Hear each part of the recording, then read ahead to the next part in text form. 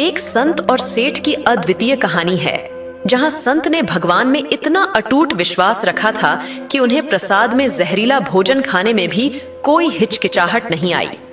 इसके बाद जब भगवान ने जो कुछ किया उसे देखकर सभी लोग हैरान रह गए। एक सेठ जी बड़े कंजूस थे और एक दिन उन्होंने दुकान पर बेटे को बैठा दिया और कहा कि बिना पैसे लिए किसी को कुछ मत देना, मैं अभी आया। अचानक ही वहां एक संत आए जो अलग अलग जगह से समय के भोजन के लिए आते थे। लड़के से कहा, बेटा जरा नमक दे दो, जिस पर उसने संत को डिब्बा खोलकर एक चम्मच नमक दिया। जब सेठ जी वापस आए तो देखा कि डिब्बा खुला हुआ था। उनसे पूछा गया कि क्या बेचा, तो बेटे ने जवाब दिया कि वह एक संत था जो तालाब पर रहता है और उसको एक चम्मच नमक दिया था। सेठ ने हैरान होकर कहा कि यह तो जहरीला पदार्थ है। इसके बाद सेठ जी भागकर संत के पास गए, जब तक संत भगवान के लिए भोजन बनाकर भोग लगाकर खा रहे थे।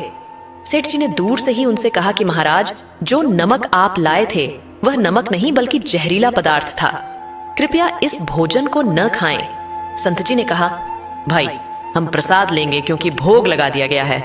हम भोजन छोड़ने के लिए भोग को नहीं छोड़ सकते। यदि भोग नहीं लगता तो हम भोजन को भी छोड़ देते हैं। इसके बाद संत ने भोजन को प्रसाद मानकर खाना शुरू किया। सेठ को सच्चाई का आभास होते ही वह रात भर चिंता में रहते रहे। रात बिताने के बाद सुबह होते ही संत जल्दी उठे और नदी में स्नान करने लगे। सेठ जी ने पूछा, महाराज तबीयत ठीक है? संत ने कहा, भगवान की कृपा है। इसके बाद वे पूजा के लिए मंदिर चले गए।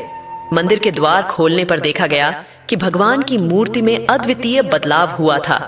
भगवान के विग्रह के शरीर का एक हिस्सा काला पड़ गया था।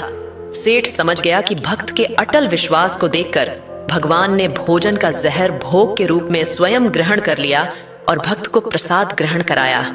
सेठ ने बुजुर्ग संत से माफी मांगी और उनकी शरण में आना चाहा। संत ने प्रसन्नता से स्वीकार किया और उन्हें भगवान की भक्ति में रुचि लेने का मार्ग दिखाया। इस कहानी से हमें यह सीखने को मिलता है कि अपनी अंधविश्वासिता और कंजूसी से बचने के लिए हमें अपनी सोच और आचरण में सुधार करना चाहिए। भक्ति और सच्ची श्रद्धा के साथ जीवन को सर्वांगीण रूप से समृद्धि मिल सकती है।